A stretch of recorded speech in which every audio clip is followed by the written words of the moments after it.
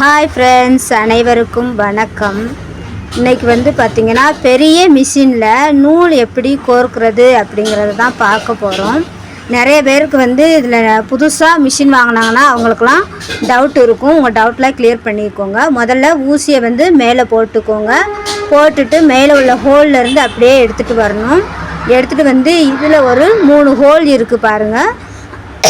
அதில் ஃபஸ்ட்டு ஹோலில் விட்டுட்டு 2வது ஹோலில் விடக்கூடாது.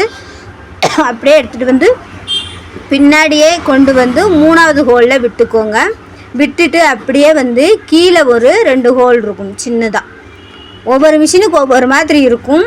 இது நம்ம குளோபல் மிஷினில் இந்த மாதிரி டைப்பு. அந்த மேலே உள்ள ஹோலில் விட்டுக்கோங்க. விட்டுட்டு இந்த ரவுண்டு அப்படியே சுற்றி வந்துடுங்க. சுற்றி கீழே ஒரு ஹோல் இருக்குது, அதுலேயும் விட்டுக்கோங்க. விட்டுட்டு அப்படியே கீழே வந்தீங்கன்னா அதே கம்பியில் இன்னொரு ஹோல் இருக்குது பாருங்கள், குட்டி ஹோல், அதுலேயும் விட்டுக்கோங்க. விட்டுட்டு திருப்பி அதே மாதிரி ஒரு சுற்று கீழே ஒரு ரவுண்ட் இருக்கும். அந்த ரவுண்டில் அப்படியே சுற்றி மேலே வந்துடுங்க.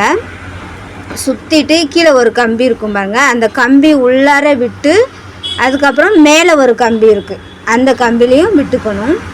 விட்டுட்டு அதுக்கு பின்னாடி இந்த சைடு குதிரைன்னு சொல்லுவாங்க, அந்த மேலே இருக்கும். இந்த ஹீலை கோலில் விட்டுட்டு அதுக்கப்புறம் மேலே ஒரு வளைவு மாதிரி இருக்குது, இதில் விட்டுக்கோங்க. விட்டுட்டு அப்படியே மேலே வந்தீங்கன்னா அந்த அந்த குதிரை மாதிரி அப்படியே ஓடும் பாருங்க, அங்கேயும் இங்கேயும், அதில் ஒரு ஹோல் இருக்கும், அதுலேயும் விட்டுக்கோங்க. விட்டுட்டு அப்படியே அந்த சைடு வந்துடணும். இந்த சைடு இதில் ஒரு வளைவு மாதிரி இருக்குது பாருங்கள், அது உள்ளேயும் விட்டுக்கோங்க. உங்களுக்கு நல்லா புரியும்னு நினைக்கிறேன். விட்டுட்டு அப்படியே கீழே வந்துடுங்க. நீடலுக்கு மேலே ஒரு கம்பி சுற்றி வச்சுருப்பாங்க, அந்த கம்பிக்கு உள்ளேயும் விடணும். விட்டுட்டு அப்புறம் நீடில் பக்கத்தில் ஒரு ஹோல் இருக்கும், அந்த ஹோல்லையும் விட்டுக்கோங்க.